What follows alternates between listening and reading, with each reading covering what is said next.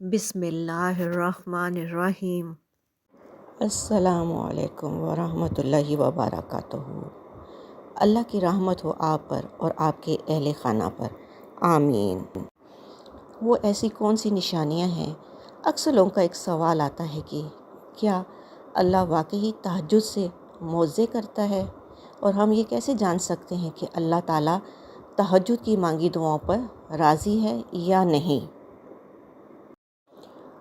तो फिर सुनो, अल्लाह ताला ख़ुद फरमाता है कि भला कौन है जो बेकरार की इल्तिजा को कबूल करता है, और कौन इसकी तकलीफ़ को दूर कर देता है, और भला कौन है जो हवाओं को अपनी रहमत के आगे खुशखबरी बनाकर भेजता है। तो ये सब अल्लाह ही तो करता है। तो क्या अल्लाह के सिवा क्या कोई और माबूद भी है तुम्हारा? हरगिज़ नहीं, मगर तुम कम गौर करते हो।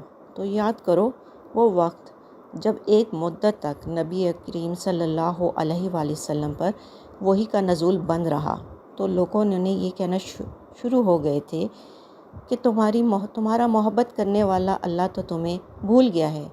इस वक्त आप सल्लल्लाहु अलैहि वसल्लम पर इस कदर गम की कैफियत तारी थी कि बाज़ औक़ात आप सल्लल्लाहु अलैहि वसल्लम पहाड़ों की चोटियों पर चढ़कर शदीद गम से अल्लाह को पुकारते थे। तो जानते हो, इस वक्त जिब्राईल अलैहिस्सलाम नमूदार होकर आप सल्लल्लाहु अलैहि वसल्लम को तसल्ली देते उन आने वाले बेहतरीन दिनों की। तो आप सल्लल्लाहु अलैहि वसल्लम को सुकून सा आ जाता और वो इज़्तिराब की कैफियत भी ख़त्म हो जाती थी। याद रखो कि खुदा की खुदाई का कारखाना तो इतना वसी और अजीम है कि इसकी सारी वुसअतों का तसव्वुर तुम कभी जान नहीं सकते।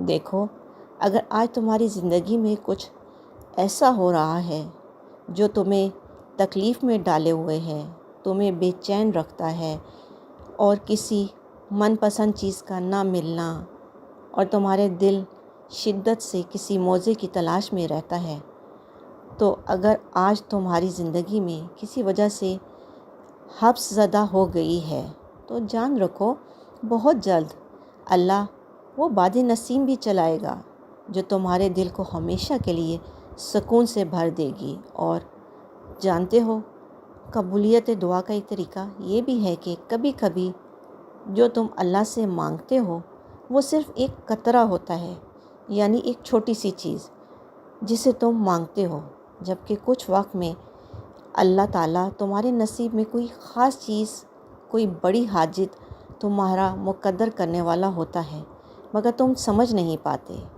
कुरान ख़ुद कहता है कि वाक़या ये है कि तुम्हारा रब गैर महसूस तदबीरों से अपनी मशीयत पूरी करता है, और बेशक वो अलीम और हकीम भी है।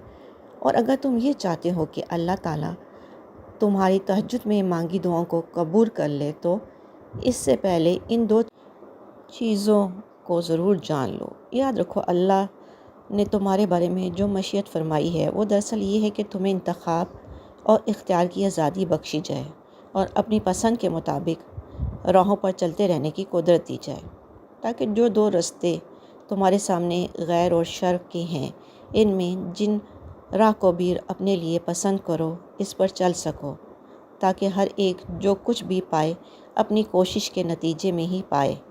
अल्लाह ताला ख़ुद फरमाता है कि अल्लाह से बड़ा तुम्हारा कोई खैर ख्वाह नहीं, वो तो तुम्हारी भलाई चाहता है, और ये उसी की मेहरबानी है कि वो तुमको ऐसे कामों से मना कर रहा है जिनमें तुम्हारी बर्बादी है।